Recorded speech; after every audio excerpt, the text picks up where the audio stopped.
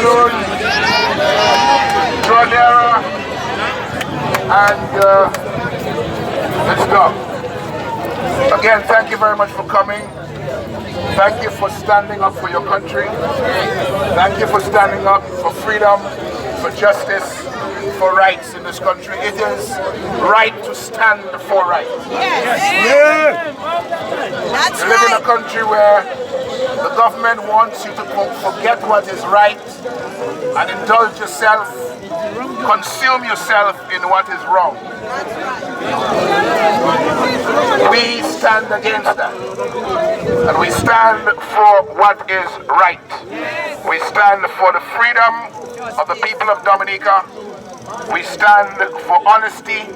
We stand for fairness and justice. That's right. That's right. And you cannot have justice in a country where the court is under the control of rogue politicians in the ruling party, which is what we have right now. And these rogue politicians of the Dominica Labour Party have totally controlled the courts of Dominica, and they're dictating the pace of justice to suit themselves in Dominica. What comes and this around morning was a classic example.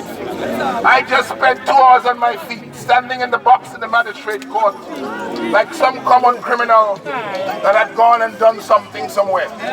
They have accused me of obstructing the police, and they've accused me of inciting others to do all sorts of things, none of which ever happened. But they have gone to the length of finding highly paid, expensive senior counsel from Trinidad. Somebody who has been asked questions in his country about racism. A man who may not like black people. They have brought him to Dominica to persecute black people in Dominica. A man criticized for racist behavior in Trinidad. They have brought him to Dominica to persecute black people in Dominica. And this morning, he told the court this morning that he was not working for the Dominica Labour Party government. He was working for the police.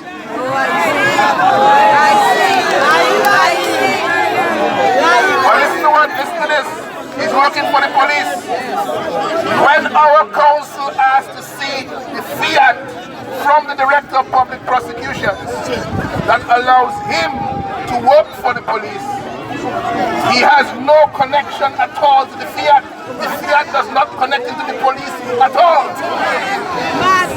The Director of Public Prosecutions is the one responsible for public prosecutions in Dominica, and the Director of Public Prosecution under the Constitution has the right to commence or to discontinue any matter that is before the court.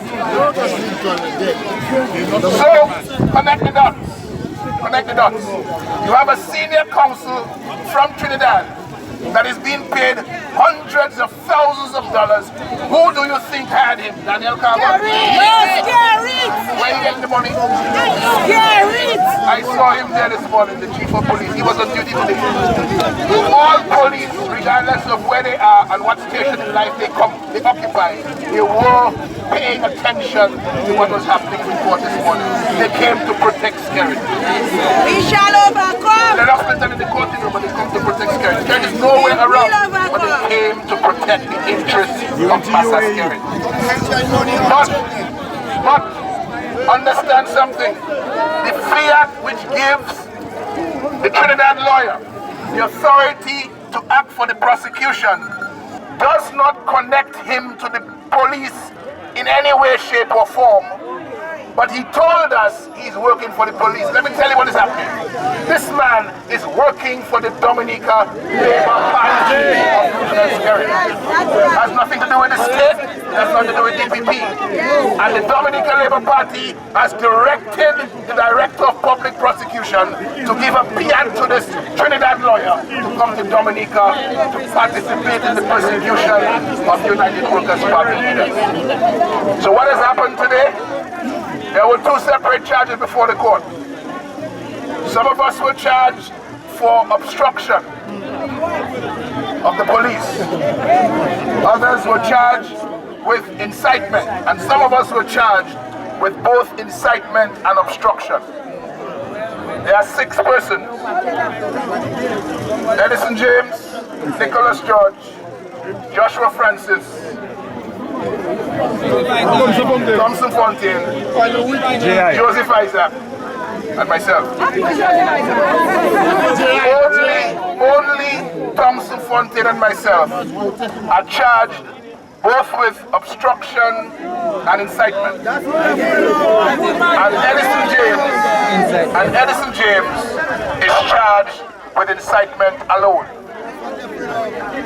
What the court did today was that they accepted that they're going to prosecute this incitement charge, which is what they call an indictable offense, which means it has to get to the High Court, which means it takes precedence over the other matter.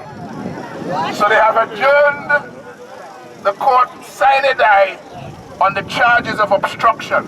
There is no date now to come back to the court on the charges of obstruction. But on the charges of incitement, they are commencing the preliminary inquiry on the 22nd of January. So I have been asked, along with Thompson Fontaine and Edison James, to come back to court on the 22nd of January for the commencement of the proceedings. The incitement charge, if I'm found guilty, will carry a jail term. The Labour Party wants Lennox Linton in jail. They must tell you why. Because he has done nothing. So they must tell you why they want Lennox Linton in jail.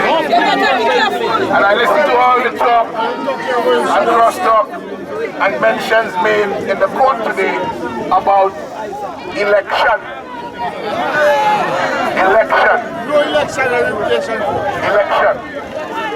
So this has something to do with election.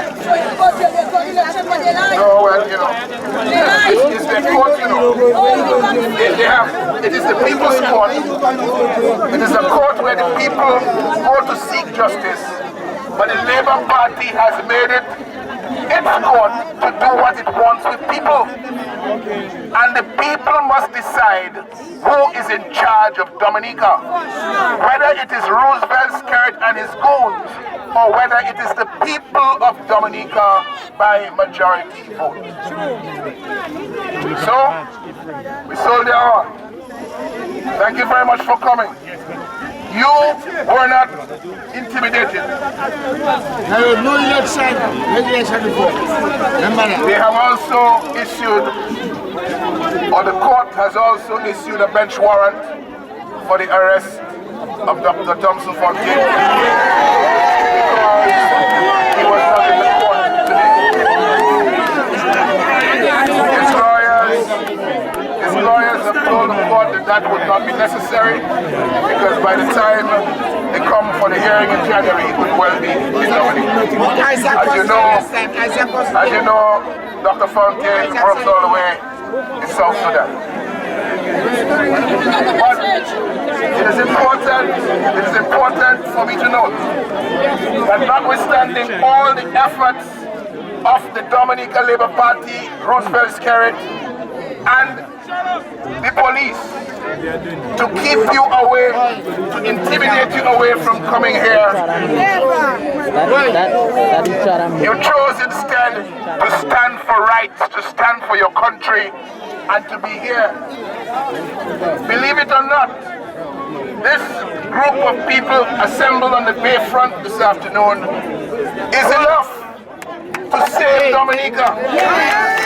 That is your role. That is your responsibility. That is what you stand for. You are the one standing in the gap.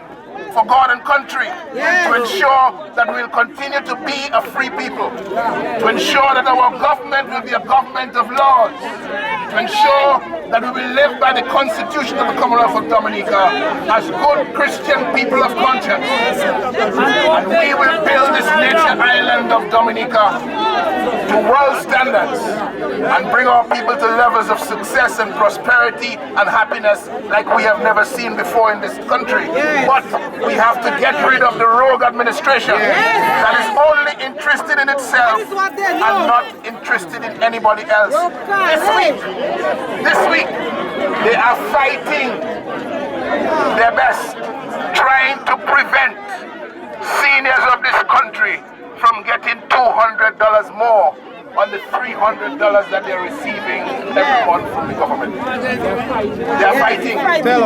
They are vexed that the United Workers' Party will make sure all seniors receive a minimum pension of $500 a month.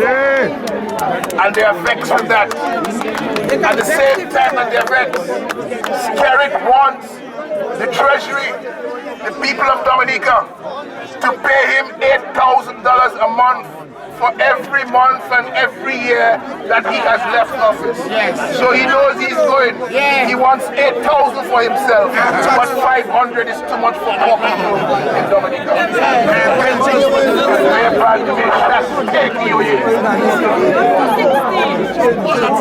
Everything is for them. They have no interest in how poor people's lives improve in the Commonwealth of Dominica, and that is what you have to stand against. And I'm pleased